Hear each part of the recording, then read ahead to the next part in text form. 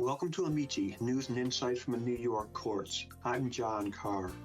50 years ago, Judge Harold Arnoldus Stevens made history when he became the first Negro, and I use that word to describe him because it was a description he preferred, to sit on New York's highest court, the Court of Appeals, and the 128-year history of that court. Judge Stevens was born in South Carolina in 1907. His father was a blacksmith. His grandfather, Quash Stevens, had been enslaved, and in fact was the son of a slaveholder and an enslaved woman. After he was freed, Quash Stevens remained loyal to the family that had held him in bondage. The judge's middle name, Arnoldus, was passed to him through the slave-owning side of the family. When Harold was 19 years old, he witnessed the lynching of an African-American woman and her two brothers, who were accused of killing the sheriff. They were dragged from their jail cell and mutilated by a mob. No one was ever prosecuted for these murders. It was at that moment that young Harold decided he wanted to become a lawyer. There was, however, a problem, a big problem.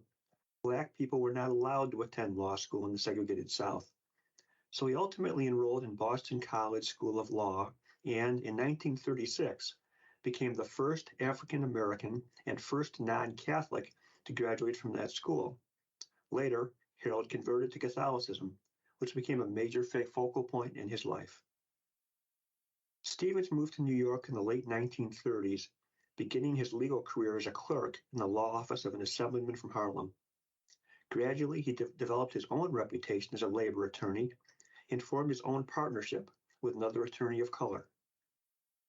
In 1946, he was elected to the State Assembly, representing a district in Washington Heights. He was elected to Supreme Court in 1955 and promoted to the Appellate Division First Department in 1958 by Governor W. Averill Harriman. In 1969, Governor Nelson Rockefeller named Judge Stevens presiding justice, the first Negro to ever hold that position. In 1974, Governor Malcolm Wilson appointed Justice Stevens to the Court of Appeals for an interim term. At that time, the court was an elective bench, and Judge Stevens had to seek election that November. He was one of 5 candidates seeking 2 positions, and on election day, he finished third. He returned to the First Department, where he served until his retirement in 1977. Judge Stevens died in 1990, and regrettably is not here to share his remarkable story. His wife died in 2003. They had no children. However, the 2 attorneys who served as his confidential law clerks at the Court of Appeals, Robert McGreevy and Lawrence Zweifach, are with us today to share their impressions of this extraordinary man and his extraordinary, albeit brief, tenure on the Court of Appeals. Bob, Larry, I can't thank you enough for coming on the program. We know what's in the public record about Judge Stevens, and I mentioned a bit of it in the introduction, but you two knew him in a way that few others did. What was he like as a person? What was he like in chambers? Bob, why don't you get us started? He was a person that he was the same to everybody, whether it was a governor, a judge, a janitor. He treated everybody equally and with courtesy. He was not overbearing or demanding. He was described to me once as a true Southern gentleman. Larry, what are your recollections? Well, first, let me say I agree with everything that Bob just told you. I too thought the judge was remarkably modest for someone with his extraordinary accomplishments. And if I've learned anything over the years, the modesty and humility that Judge Stevens displayed was very rare in our profession, where you have some big egos, both for judges and lawyers alike. I thought he was very warm and compassionate, as Bob indicated, and I saw that in the way he interacted with people. He really cared about the parties in the case before him, and I thought he didn't think of them merely as abstractions and a caption, but as real people with real issues that he had to think very hard about. And I also thought he was very outgoing in his own soft-spoken way. Bob and I saw that constantly. Sounds like And he's the kind of guy who was the same in public as he was in private. Absolutely, absolutely. And at the same time, the judge held himself to very high standards, and he likewise expected Bob and I to meet those standards. He was a really hard worker, and in chambers, he was all business. And Bob reminded me my first day there, we had to be all business because we had an extraordinary caseload we had to meet, and a lot of work we had to do to make sure the judge was fully prepared for oral argument and conferences. And it felt like it was similar to a law firm. The judge was a senior partner. Bob and I were associates, and we had a lot of work to do. So it was really a 24/7 job and not a lot of downtime for stories or chit chat. We just had to keep our heads down and work very hard. So, and in some ways, although the judge was very open on one side of him, he was also, I thought, a somewhat private person in some ways. I think he worked hard, but he did not, as much as I would have loved to have him just regale Bob and me with stories, he was working just at a furious pace and got to chambers early and left very late at night. Did he reflect often or at all on the fact that he was making history as the first, as I guess he would say, Negro on the Court of Appeals? Bob? No.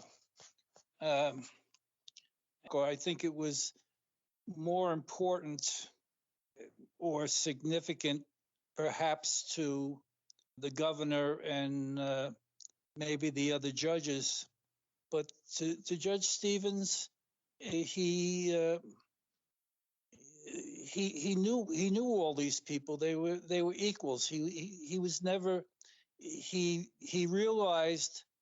He definitely was aware of the fact. He was the first African American on General Sessions, the Supreme Court, the Appellate Division, PJ at the Appellate Division, and then the Court of Appeals. So he was a true trailblazer, but he did not wear that on his sleeve in any way whatsoever that I was ever aware of. And he knew that, I guess because he was the first African American on the court, that everybody would be sort of keeping an eye on him. And so he made a point. He worked very hard. In other words, he knew that he was going to be judged, do a good job, and he set out to do that, and I think he did that his entire career. Let me step back. I mentioned earlier that Judge Stevens identified as a Negro rather than Black or African American or of color. Bob, why was that? Well, all of those are fairly recent descriptions. For many years, probably before and after the Civil War, people were referred to as colored. About 100 years ago in the 1920s, W.E. Du Bois and other people decided that they preferred Negro. And so Negro became the descriptive term until the middle to late 60s when Black Power movement came and Stokely Carmichael and others began talking about blacks. I think it was a generational thing. Judge Stevens was of the generation that was comfortable with describing himself as a Negro. And I'll just give you one little tidbit. There was a case, the State Division of Human Rights against Killian Manufacturing involved a manufacturing plant upstate that had no Negro or Black employees, and was a complaint made, and it came to us, and he wrote the opinion which basically remanded it for more proceedings. And he wrote, he was describing it as Negroes. And he got a call from Chief Judge Brightel, or maybe at lunch or dinner, and said, Harold, you can't use Negro. He says, you've got to use black. And then the debate was whether you capitalize black or lowercase black. But I think he and others, including Thurgood Marshall, used Negro. Thurgood Marshall used it last, I think, in a 1988 Supreme Court opinion. So that's really that's how these descriptive terms have evolved. Well, thanks for the insight and the historical lesson. That was very interesting. Now, do you think what do you think? Do you think that he was ever bothered about being referred primarily as the first African American in the Court of Appeals, rather than as a very well qualified judge who deserved to be there purely on his legal acumen?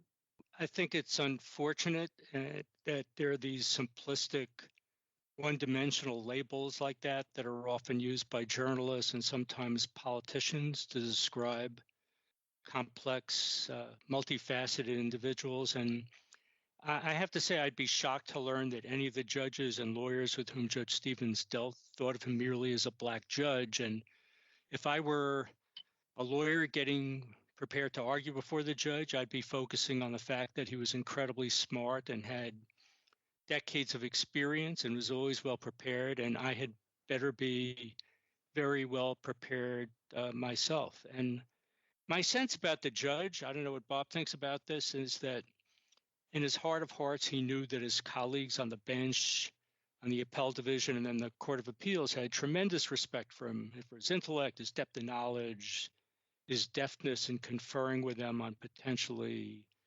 divisive issues. And I just don't think that he thought anyone would just be thinking about him as the black judge and had any concern about that. Now, if there are references like that in the paper, I think he would think that's the press we have today. Did he talk much about his roots in South Carolina or his family history? Not so much in the court. When, as Larry said, when we were working, I had the opportunity when he was running for election in the fall to spend maybe more time one-on-one with him than Larry, and he would tell me stories. Now, at the Court of Appeals, was he treated as a full equal by the other judges, by the staff? Absolutely, 100%. It was a colorblind. It was a colorblind experience. It really was. They, as I say, they got along famously. I completely agree with Bob, and with regard to the esteem that the other judges on the court held Judge Stevens, I don't think that any of the other judges serving on that court had the same depth of experience and accomplishments that Judge Stevens had as a trial judge, as a practicing lawyer, legislator, and then as a appellate judge on the appellate division. If you look at the totality of his experience, I don't think any other judge on that court had his depth of experience. So I think he was looked upon as just an incredibly valuable member and resource for them. Larry, you told me offline that in those days the judges' secret conferences were recorded for the benefit of the clerks who would help them draft opinions. I imagine you got an earful. What were those conferences like, and how did Judge Stevens present himself and hold up with other pretty powerful intellects there? You had Chief Judge Brightel, future Chief Judge Wackler, Associate Judges Stanley Fold and Matthew Jason. No, Fold wasn't. He was gone. Fold was gone by then? Okay. But in any case, how did he stand up in conference with people like that? In my view, Judge Stevens did more than hold his own. I mean, he is incredibly bright. He had his own style of persuasion, but using his own style, he was incredibly persuasive, and he was able to draw upon just years and years of experience he had at the appellate division, where he saw a really broad range of cases, and as a trial judge where he had deep experience both in commercial cases, criminal cases. So, he just was very adept at speaking his mind, and I think the other judges found him very, very persuasive. I should add also, because when I got to the court, I was so surprised to learn that these conferences were recorded, that I was very surprised when I listened to them, because uh, I thought that judges would sound like they did in their written opinions, and then all of a sudden I heard these judges talking like real people, and talking about the overall equities in the case, who's the good guy, who's the bad guy. If it was a criminal case, what was the nature of the crime? What was the defendant like? What was the sentence? Was he or she a recidivist? I mean, all the real world issues that you would think would be important for an appeal. But here were the judges talking about all those considerations that might not find their way into an opinion. There's some observers who say that in his 1 year on the court, his greatest contribution was in the field of administrative law. Do you agree with that, Bob? Well, his best known opinion is Pell versus Board of Education. And that has, that gets, anytime you have an administrative law appeal, I would venture to say Pell versus Board of Education gets cited in the briefs. That's the one they mention. However, his opinions covered all facets of the law, including human rights, employment issues, the Warsaw Convention, matrimonial, and criminal cases. Now, observers have suggested that he was really a swing vote that 1 year, with a tendency to vote along conservative lines. And Judge Stevens, in fact, described himself as, quote, not a total conservative, but not a total radical. What do you think of that, Larry? So, look, my view on that is that before I give you the substantive answer, I don't think these labels of conservative or liberal do a very good job of really capturing the nuanced jurisprudence of appellate judges, and particularly Judge Stevens. And as Bob suggested, I never thought of Judge Stevens as being pro-business or pro-individual in commercial cases, or pro-prosecution or pro-defendant in criminal cases, or pro-management or pro-union in labor cases. And the labels that I think are more helpful would be whether either a court or a judge leans towards judicial restraint or judicial activism. And I thought that, and of course, there could be liberal activism or conservative activism, and the same is true for judicial restraint. And my sense is that, in balance, Judge Stevens favored restraint when it came to interpreting statutes and deferring to the intentions of the legislature. And at the same time, I thought he really weighed heavily the importance of abiding by precedents and maintaining those precedents, and unless there was a strong reason to overturn them. And I thought, in addition, because he spent so much time at the trial level, he knew it was important to give clear guidance to trial courts in the appellate division when it came to the holdings of the court and the way they were framed and articulated. He did not believe in grandiose, sweeping pronouncements the way some judges do and the way they write, where it would sound good, but then the lower courts and litigants would be left clueless as to what it meant, and there would be more litigation flowing out of those opinions. So, I think it was important for him to uphold the legitimacy of the court and its reputation. And although I know I've heard the term conservative applied to him, I just don't think that was accurate. I mean, as Bob said, he decided each case the way he saw them, and you never knew where he was going to come out. But I think if in the world of activism and restraint, he leaned towards restraint for purposes of making sure that the court maintained its legitimacy.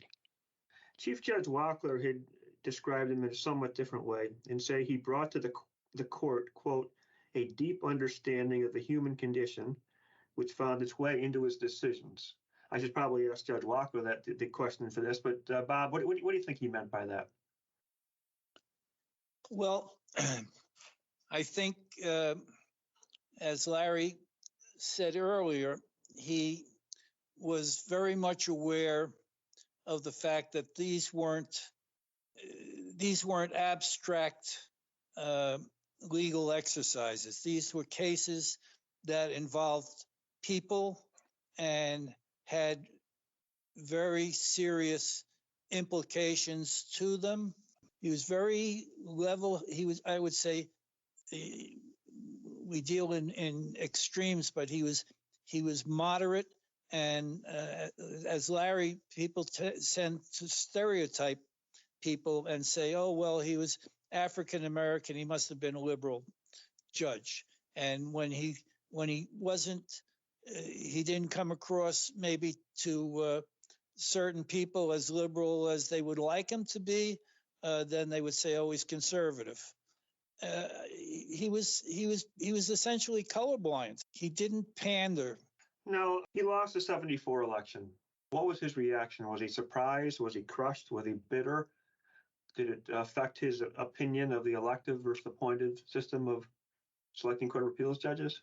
I think Bob has a better perspective on this than I do because of the time he spent with them trying to assist him when the limited time he did campaign. My sense was that he was very, very disappointed, but not crushed, not bitter. I think he was a pragmatist and understood that, notwithstanding the fact that the prestigious New York City bar rated him highly qualified and preferred, that might not carry the day with voters.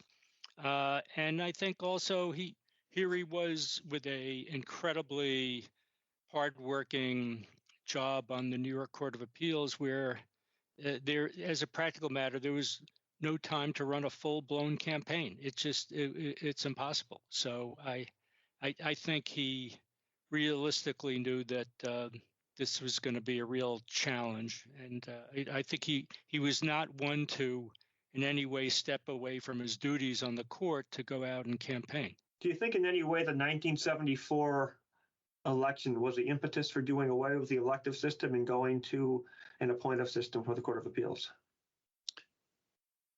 Well, I think that it certainly was the beginning, but it wasn't so much Judge Stevens. It was Jack Fuchsberg. I would say for at least 50 years prior to that, and probably even more, judges of the Court of Appeals were selected from among the most distinguished lower court judges. They were essentially all had been lower court judges. Along came Jack Fuchsberg, and he was an interloper. He ran for chief judge the year before in 73 against Charlie Breitel, and very well-financed campaign, and came back in 74 and won his seat on the court.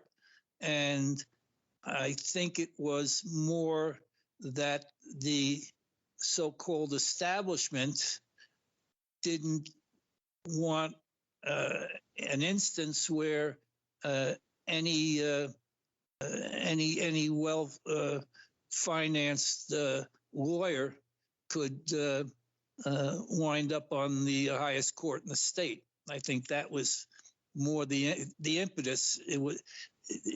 If it was a different person, or if Stevens had lost to another judge, which in some respects he did, he lost to Larry Cook and Jack Fuchsberg. But I think the fact that there was an interloper probably gave the momentum. And Hugh Carey, 74 was post-Watergate. Nixon had resigned and the times they were changing, and they decided that they thought they knew better than the electorate when it came to choosing judges. What did Judge Stevens think of the elective versus appointive system? Did he ever express an opinion on that to you? No, because when he went up, he didn't go up with the idea that he had to campaign. The Court of Appeals judges were not expected to campaign.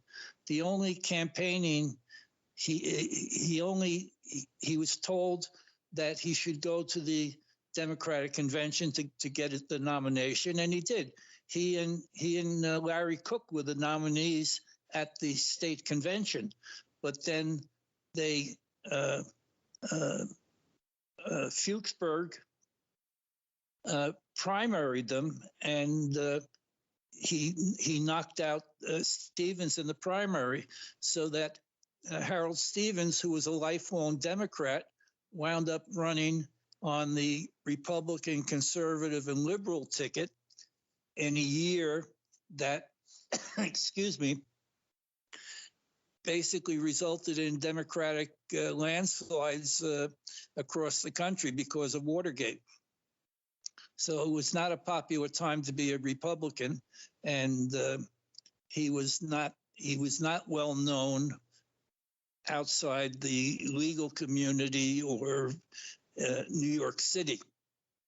He actually he ran very well upstate as just on being a Republican, but he was swamped in Brooklyn by Larry Cook and Fuchsberg, and he didn't win his own county. He didn't win New York County. So that's politics. There are some who suggest that that election was really the straw that broke the camel's back of the elective system and led to the appointive system. Now, under the new appointive system, the court still went another decade before another African-American judge, then Fritz Alexander, was appointed to the court in '85. I got to say that in my mind, it was unconscionable that it took till 1974 that there was a black judge appointed to the New York State Court of Appeals, and Judge Stevens. And then after the judge lost the election, it took another 10 years for another black judge to be appointed.